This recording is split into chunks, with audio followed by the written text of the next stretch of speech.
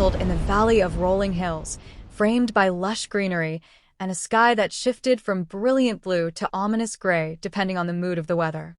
It was a place of ancient traditions and steadfast roles. Men ruled the fields and markets, while women tended to the hearths and gardens. Strength was a prized quality, and among the men, physical prowess was a mark of honor. Among these men was a towering figure named Juma. Known for his Herculean strength, Juma was the undisputed champion of the village's annual wrestling tournament. Each year, he would throw challengers like ragdolls to the ground, basking in the cheers of the crowd and the adoration of the village women. This was Juma's world, and he wore his dominance like a crown. But this year, something extraordinary would happen. The villagers were abuzz with excitement as the tournament approached. Juma, as usual, was the heavy favorite. Yet whispers had begun to circulate about an unexpected challenger, a woman named Zuri. Zuri was not an ordinary woman. She was lean and muscular, with an intensity in her eyes that unnerved those who dared to meet her gaze. Unlike the other women in the village, Zuri had spent her childhood climbing trees, wrestling boys, and chasing wild animals. Her mother, widowed young, had raised her to be self-reliant, teaching her that survival often required breaking the rules. Zuri had never entered the tournament before, knowing full well the ridicule she would face. But this year was different. The night before the tournament, Zuri's mother fell gravely ill. The village healer prescribed a rare and expensive herb, one that Zuri could not afford. Desperation drove her to the elders. "I will enter the tournament," Zuri declared before the council. Her voice was steady, though her heart raced. The elders, all men, exchanged amused glances. "Zuri," one of them said, "this tournament is no place for a woman. It is a test of strength, endurance, and skill."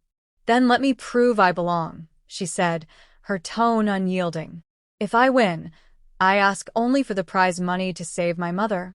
The elders hesitated, but eventually relented. They had no real concern that she could win and figured her participation might amuse the crowd. The day of the tournament arrived, and the village gathered in the central square, a wide open space with a ring of packed earth at its heart.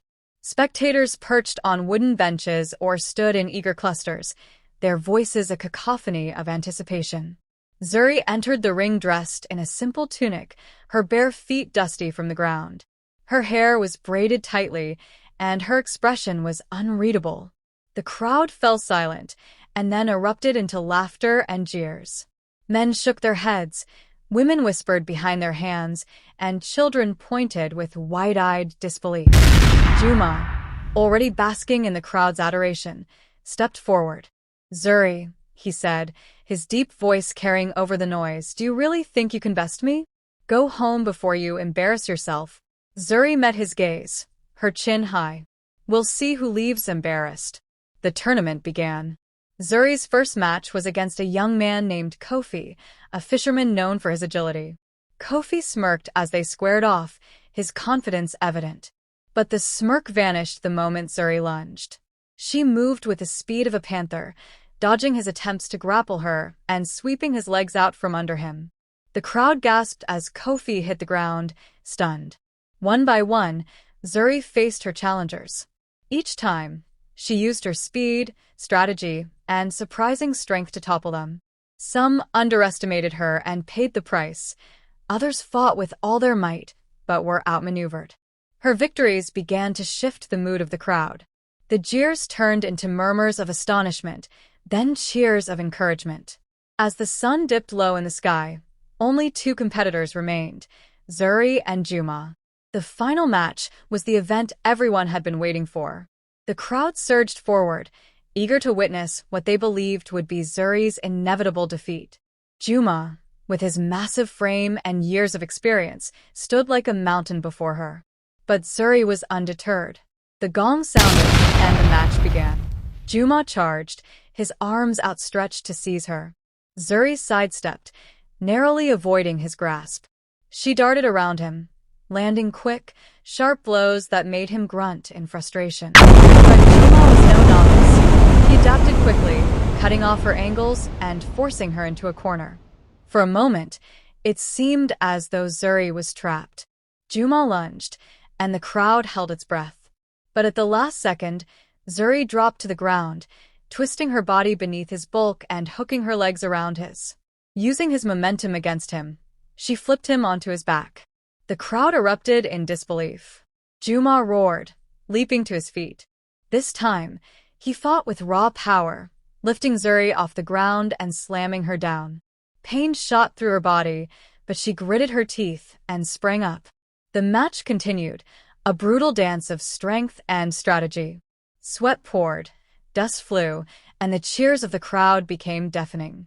Finally, in a move that would be talked about for years, Zuri feigned a stumble, luring Juma into a false sense of advantage.